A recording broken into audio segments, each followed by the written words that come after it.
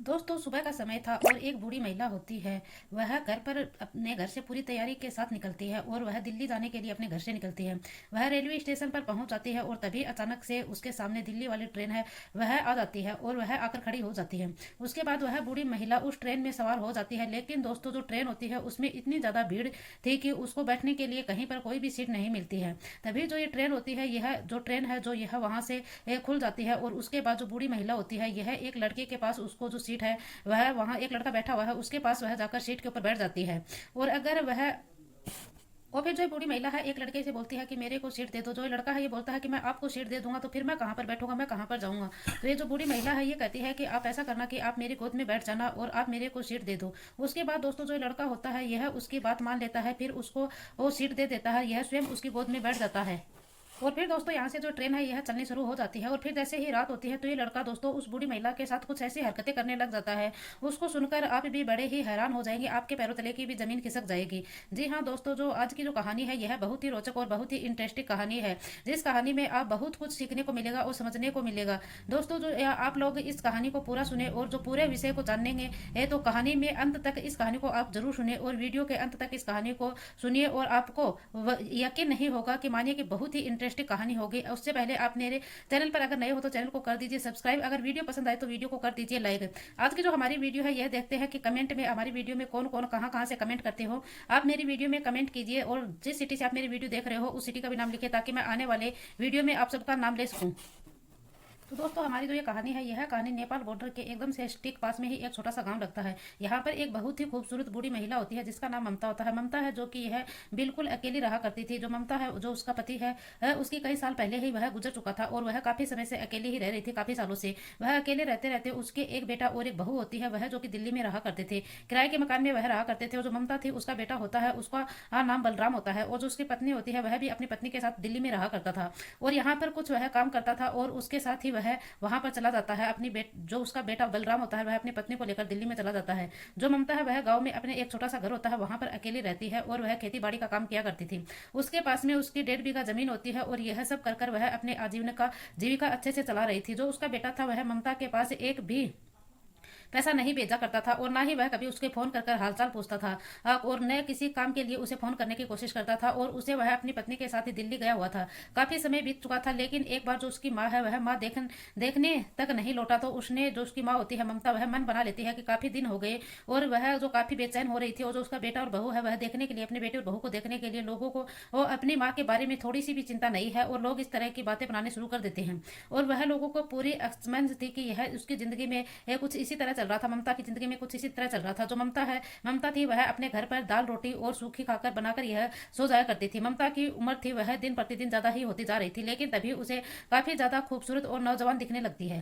पहले तो ममता की जो उम्र थी वह दिन प्रतिदिन दिखाई देती है और एक दिन काफी जो उसकी वह नौजवान अच्छी से दिखाई देने शुरू कर देती है, क्योंकि उसी गांव में तमाम ऐसे बूढ़े लोग थे जिसके ऊपर छिड़काव किया करते थे और ऐसा ही ममता के ऊपर भी किया गया था। कोई भी काम जो वह बहुत ही सोच समझ कर किया करते हैं। और किसी फिर यहाँ पर जो दोस्तों इस तरह की एक दिन बात आती है और वह अपने गांव के आंगन में घर के आंगन में बैठी हुई थी और तभी यहाँ पर अचानक उसके बेटे और बहू की याद आनी शुरू हो जाती है। तो वह फुट फुट कर रोना शुरू कर देती है।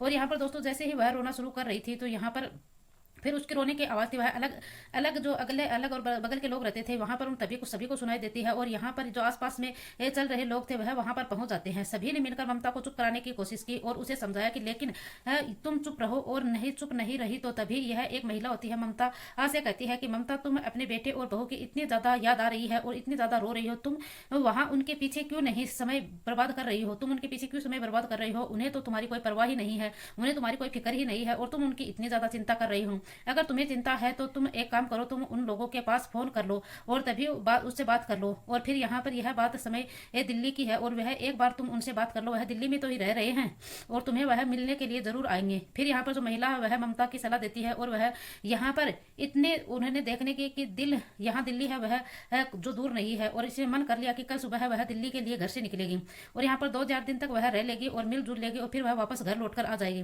फिर जो ममता है वह अगले ही दिन महिला की बात मान लेती है और वह अच्छी लगी कि जो वह कहती है कि वह दिल्ली जाने के लिए वह घर से निकलती है और वह कहती है कि मैं जा सकती हूँ, लेकिन मेरे पास दिल्ली जाने के लिए अभी फिलहाल मेरे पास पैसे नहीं हैं। तो फिर यहाँ पर बाद में जो महिला वह कहती है कि मैं तुम्हें कुछ पैसे उधार दे दूंगी और वहां से आने के बाद जो तुम मेरे पैसे है वह लौटा देना। फिर यहाँ पर ममता को पैसे दे दिए जाते हैं और उस महिला ने कुछ पैसे उधार दे दिए। फिर सुबह सुबह जो महिला है ममता है वह दिल्ली के लिए निकल जाती है और पूरी अच्छी तरीके से तैयार कर होकर वह निकलती है। फिर वह सीधा रेलवे स्टेशन पहुंचती है। वहां पर जाने के बाद जैसे ही वह रेलवे स्टेशन पर पहुंचते हैं तभी वहां पर दिल्ली की ट्रेन आकर उसके सामने खड़ी हो जाती है और ममता ये ट्रेन में जाकर सवार हो जाती है। और दोस्तों यहाँ पर ट्रेन में इतनी ज्यादा भीड़ थी कि उसे बैठने तक की जगह नहीं मिलती है। वह खड़ी खड़ी सफर करना शुरू कर देती है। तब तक उसकी नजर अचानक एक नौजवान लड़का होता है उसके ऊपर पड़ती है, जो कि जो लड़का था वह भी दिल्ली ही जा रहा था। उसके बाद जो फिर उसने ममता ने देखा कि उसके पास में जो लड़का है वह उस लड़के को जाकर बोलती है कि तुम ऐसा करो कि अपनी सीट पर बैठे हुए तो तुम ये सीट मेरे को दे दो। उसके बाद जो लड़का है यह ममता की बात सुनता है। फिर वह कहने लगता है कि अगर मैं तुम्हें सीट दे दूंगा तो मैं कहाँ पर बैठूंगा, मैं कहाँ क्या करूंगा, और मैं यहाँ पर बैठकर ही अपना जो यात्रा है वह सफर तय करूंगा। ममता कहने लगती है कि तुम ऐसा करना कि मेरी गोद में बैठ जाना। और उसके बाद जो दोस्तों ममता है ये सीट के ऊपर बैठ जाती है। जो लड़का है ये मान जाता है। ये ममता की बात मानने के बाद यहाँ पर फिर जो अपने किनारे पर यह जो सीट पर बैठ जाती है और उसके किनारे पर लेकर जो दोस्तों इसी उसके बाद किस तरह से ममता है जो इस एक सीट पर दोनों जो लड़का और ममता ये दोनों एडजस्ट हो जाते हैं और बैठने के बाद फिर अपना सफर है वह तय करने लग जाते हैं। ऐसे ही करते करते फिर यहाँ पर रात हो जाती है। जब रात होती है तो जब उस ट्रेन की सभी यात्री सफर तय कर रहे थे, सभी लोग थे यह सो गए थे और ममता को भी नींद आने लगी थी। फिर यह बैठे बैठे ही सोने लगती है और कभी यह कब ऊब रही थी और सोने के लिए, और दूसरी लड़का है वह उसकी गोद में ही बैठा हुआ था। जिसके बाद ये लड़का ये काफी ज्यादा परेशान हो जाता है और फिर ये ममता से कहता है कि आप सीधे होकर यहाँ क्यों नहीं बैठ रही हो, आप बार बार इसी मेरे गोद में गिर रहे हो। और फिर यह सो जाती है। ममता है इसे नींद आनी शुरू हो जाती है। ममता का इस लड़के से कहती है कि देखो मुझे काफी ज्यादा नींद आ रही है। और फिर यहाँ पर जो लड़का है यह ममता से सभी कहता है कि तुम ऐसा करो कि यहाँ पर बैठ जाओ और मेरे को नींद आ रही है। फिर जो ऊपर है आप ऐसा करो कि यह सोने के लिए कहता है कि मेरे को भी नींद आ रही है, आप बताइए कि मैं आपको कैसे सोने दूंगा और मेरे को भी सफर तय करना है, सीट तो हमारे पास एक ही है। अब यह उसने दोस्तों यहाँ पर जो ममता होती है यह फिर सीधी होकर बैठ जाती है और जो लड़का था उसे नींद नहीं आ रही थी तो वह कुछ अपना मोबाइल में टाइम पास कर रहा था, अलग तरह से वह वीडियो देख रहा था। फिर उसके बाद जो दोनों के बीच में बातचीत होना शुरू हो जाती है। जो ममता है यह उस लड़के से पूछती है कि तुम्हारा नाम क्या है, तो वह लड़का बताता है कि मेरा नाम रमेश है। और उसके बाद यह रमेश से पूछती है कि तुम दिल्ली में कहाँ पर रहते हो, और यह ऐसे ही बात करते हैं। फिर लड़का बताता है कि मैं दिल्ली में सब्जी बेचने का काम किया करता हूँ और मैं एक किराए के मकान पर रहता हूँ।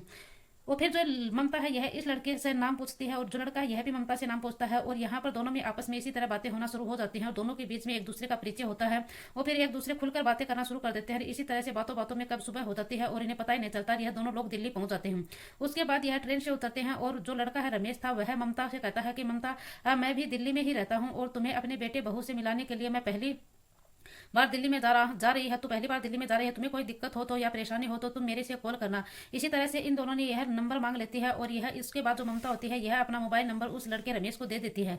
फिर यहाँ पर इसके बाद यह दोनों एक दूसरे से अलग अलग रास्ते पर हो जाते हैं। फिर यहाँ पर जो ममता ये अपने बेटे बहू के घर पर जाती है, फिर उनसे मुलाकात करती है। बहू होती है जो कि ममता की बहू होती है, वह देखती है कि तो दोस्तों देखने में के साथ ही उसे झगड़ा शुरू कर देती है, ममता के साथ ये लड़ना झगड़ना शुरू कर देती है। और तुम यहाँ पर अरबी पहुंच गई, तुम्हें कौन यहाँ पर बुलाया था और तुम यहाँ पर क्यों आई हो, यह इस तरह से करने लग जाती है। दोस्तों ये खाने पीने तक भी उसे नहीं पूछती है, चाय पानी की भी उसे नहीं पूछती है, यह थुतकार देती है इसे। यह जैसे ही इसकी बहू ने इसे धुतकारा था तब तक यह शाम हो जाती है और जब शाम होती है तो फिर से यह जो उसका बेटा है वह काम पर लौटकर घर आता है, देखता है कि उसे वह घर पर आई हुई तो जो है वह बिना ही कुछ उसे हाय हेलो किए वह ममता को डांटना शुरू कर देता है। दोस्तों इतना डांटता है ममता को, अपनी माँ को यह बेटा इतना डांटता है कि वह रोना शुरू कर देती है और फिर वह कहने लगती है कि बेटा मुझसे गलती हो गई कि मैं यहाँ पर आ गई, तुम्हें बिना बताए यहाँ पर आ गई और तुम लोग घर पर भी नहीं आ रहे थे और नहीं मेरे पास फोन कर रहे थे, इसीलिए मैं परेशान हो गई और मैं तुमसे मिलने के लिए आ गई। यहाँ मेरी इच्छा रहने की नहीं है और न ही मैं यहाँ पर तुम दोनों के पास आना चाहती थी। दोस्तों जो ममता होती है वह अपना बैग उठाती है, बैग उठाने के बाद यहाँ पर फिर से वह दिल्ली रेलवे स्टेशन पर आ जाती है। उसके बाद वह वहां पर आती है और आने के बाद जो पता चलता है कि ट्रेन तो काफी लेट आएगी और इसी बीच में सभी यात्री कुछ देर तक इंतजार करते हैं। उसके बाद जो ममता होती है वह रेलवे स्टेशन की एक सीढ़ी पर जाकर बैठती है। बैठने पर जो अपना बेटा बहू है उनका व्यवहार को सोचकर वह सोचकर रोने लगती है और तभी जो रमेश है वो होता है वह ममता के मोबाइल पर फोन करता है। तब वह ममता जो होती है वह फोन को रिसीव करती है और उसके बाद रिसीव के साथ साथ जो रमेश के पास यह जो ममता होती है इसके साथ इसने ट्रेन में सफर तय किया था उसके पास यह फूट फूट कर रोना शुरू कर देती है। उसे जो सारी आप बीती बातें थी उसने बेटे और बहू ने उसको क्या कहा और ये सब बातें उसे बताना शुरू कर देती है और इसके पास ये फूट फूट कर रोना शुरू कर देती है और उसकी जो ममता है यह आप बीती सारी सुना देती है। मन काफी ज्यादा बेचैन होता है और फिर ममता से पूछता है कि आप इस समय अभी कहाँ पर हो। फिर ममता जो होती है वह उस रमेश से बताती है कि मैं अब गाँव जा रही हूँ और रेलवे स्टेशन पर बैठी हूँ। रमेश जैसे ये बात सुनता है तो वह ममता को कहता है कि आप वही बैठे रहिए, मैं अभी वहां पर आ रहा हूँ। और दिल्ली रेलवे स्टेशन के ऊपर जो रमेश होता है यह वहां पर पहुंच जाता है और फिर यह जो ममता होती है इससे मुलाकात करता है और ममता को अपने साथ ले आकर अपने कमरे पर ले आता है। और उसके बाद जो ममता है यह यहाँ रमेश के साथ पहली बार उसके कमरे पर जाती है और कमरे पर जाने के बाद यह उसके कमरे की रौनक देखती है तो यह बहुत ज्यादा खुश हो जाती है क्योंकि वहाँ का वातावरण बहुत ही शांत था। उसके बाद यह रमेश ये ममता को अपने कमरे पर रखता है और दोस्तों वो उसके जो बहुत सारी अच्छी अच्छी बातें करता है और उसका मन बहलाता है। और ममता है यह पहले कभी भी दिल्ली नहीं आई थी और दिल्ली की तमाम जगह पर जो रमेश है उसे घुमाता है और जैसे जगह पर ममता को यह घुमाता है वहां पर उसका मन और दिल दोनों बदल जाते हैं। और फिर दोस्तों अब धीरे धीरे ममता थी वह भी रमेश के करीब आना शुरू कर देती है और ये जो ममता है जो कि ये रमेश ये दोनों एक दूसरे को पसंद करना शुरू कर देते हैं।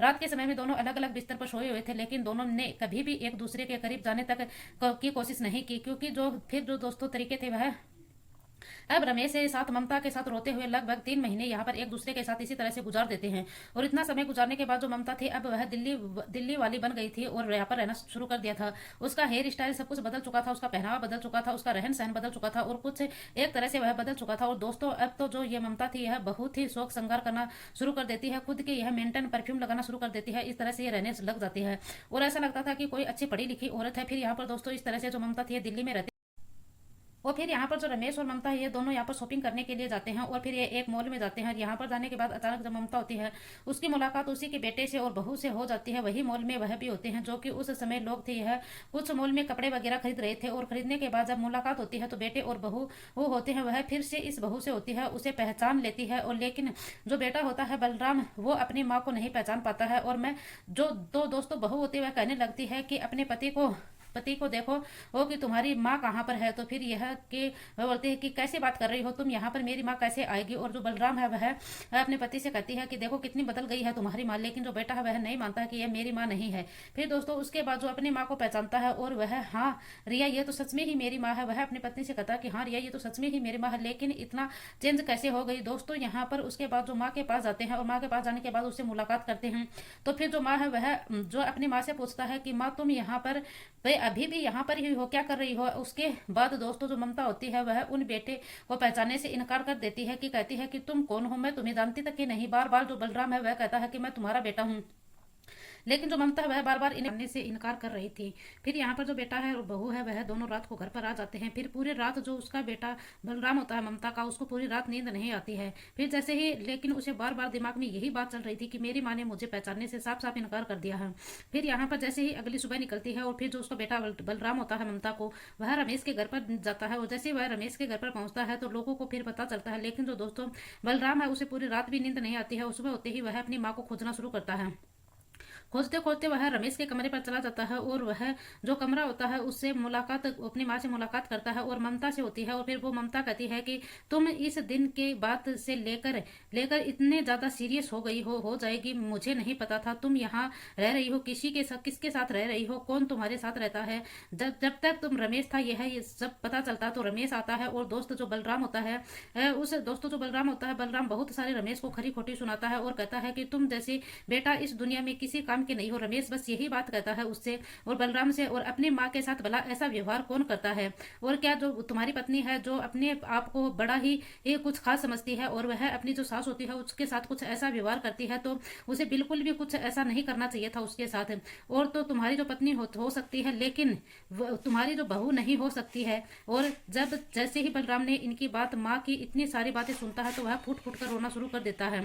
और यहाँ पर माँ मुझे जो कुछ भी हुआ वह मुझसे गलती हो गई, बलराम अपनी माँ से यहाँ पर माफी मांगना शुरू कर देता है और साथ तुम घर पर लौट चलो। और लेकिन जो दोस्तों ममता होती है वह अपने बेटे बलराम से एक ही बात नहीं सुनती है और वह कहती है कि अब मैं सिर्फ रमेश के साथ ही रहूंगी और तुम यहाँ से चले जाओ। और कौन मुझे नहीं पता है, मैं नहीं तुम्हें जानती हूँ और तुम कौन हो, कहाँ से आए हो, मैं ये सब कुछ भूल चुकी हूँ। और उसके बाद दोस्तों जो बलराम होता है वह अपनी माँ की सारी बातें सुनता है और समझता है और फिर यहाँ से वह चुपचाप जो अपने घर पर लौट जाता है। और ममता और जो रमेश होते हैं यह अपने हंसी खुशी से अपने साथ रहने लग जाते हैं और इसी तरह से दोस्तों उसके साथ रहते हैं और लगभग 2 साल तक समय बिताया जाता है। 2 साल के बाद एक बार फिर से वो लोग एक दूसरे के करीब जानने की कोशिश नहीं किए थे। और यहाँ पर फिर दोस्तों एक दिन की बात होती है जब बरसात का मौसम होता है, बारिश बहुत तेज होती है और तभी अचानक से जैसे ही ममता होती है वह कंपना शुरू कर देती है और फिर यहाँ पर ठंड भी बहुत ज्यादा होती है। और रमेश था वह जब देखता था तो वह काफी घबरा जाता था और ममता उसे कहती थी कि रमेश मुझे बहुत ज्यादा गर्माहट की जरूरत है और अगर तुम्हें जो थोड़ी बहुत गर्मी मिल रही है तो मैं अच्छी हो जाऊंगी। और फिर यहाँ पर दोस्तों रमेश होता है वह ममता के पास जाकर जाता है और जिसकी जो चीज के दौरान जो दोनों की इच्छा जाग जाती है और दोनों में यहाँ पर काम करना शुरू कर देते हैं। और यहाँ पर लगभग 3 घंटे तक ये लोग ऐसे ही करते हैं जब तक कि इन दोनों को संतुष्टि नहीं हो जाती और अपना सारा काम करते यह दोनों एक दूसरे से हट जाते हैं, अलग हो जाते हैं। और तो ममता है यह उस दिन तक का सही मायने में उसको जो प्रेम क्या होता है, प्यार क्या होता है, इस सब का पता चलता है। और फिर वह अपना दिन पूरा दिन जो होता है, पूरा दिल जो होता है वह रमेश को दे बैठती है। और फिर रमेश को भी काफी ज्यादा इससे मन भरने लग जाता है, रमेश भी इसे ज्यादा पसंद करने लग जाता है। फिर दोस्तों यहाँ पर ममता और रमेश दोनों की आदत बन जाती है। और जब भी इनके शाम के समय में रमेश सब्जी का ये दुकान पर बंद कर कर वापस आया करता था घर पर लौट कर, तो उसके बाद यह दोनों एक दूसरे की आंखों में देखा करते थे। और देखते देखते यह दोनों यहाँ पर एक जायज की जो जरूरत की बात होती थी यह एक दूसरे से क्या करते थे। और रमेश और ममता को एक दूसरे से बहुत ज्यादा खुशी होती थी। और तब तक यहाँ पर अचानक ममता होती थी यह अपने गाँव की बहुत ज्यादा याद आने लगती है। फिर यहाँ पर रमेश से यह अपने आप को बुलाती है और यह कहती है कि मुझे गांव की बहुत याद आती है। और यह अपने गांव पे लौटने की बात करती है। ममता की इतनी सारी बात सुनने के बाद जो रमेश है यह इसे काफी ज्यादा डर जाता है और घबरा जाता है, कहने लगता है कि तुम अचानक से ये क्या कह रही हो और फिर तुम गांव क्यों जा रही हो। ममता कहती है कि रमेश दरअसल बात ऐसी है कि मैं दिल्ली आई थी जो एक महिला से कुछ पैसे उधार लेकर आई थी और उस महिला के मुझे पैसे लौटाने हैं मुझे। फिर उसके बाद जो ममता है यह अपने गांव वापस लौट कर आती है और जो महिला से यह पैसे लेकर उधार गई थी उसे वापस यह लौटाती है। और फिर दोस्तों उसके बाद ममता और रमेश दोनों रेलवे स्टेशन जाते हैं और वहां पर जाने के बाद यह अपने गांव की जो ट्रेन होती है वह पकड़ लेती है। फिर दूसरे दिन ये ममता अपने गाँव पहुंच जाती है। गाँव में जो ममता थी जो लोग देखते हैं तो वह फिर उसे पहचान नहीं पाते हैं, क्योंकि जो ममता थी वह एकदम से ही बिल्कुल मेंटेनेंस खुद को यह मैडम की तरह दिखाना शुरू कर देती है। और पीछे जो गाँव में थे तमाम बच्चे बूढ़े यह चल रहे थे, जैसे जैसे ममता चल रही थी उसके पीछे पीछे बहुत सारे लोग देख रहे थे।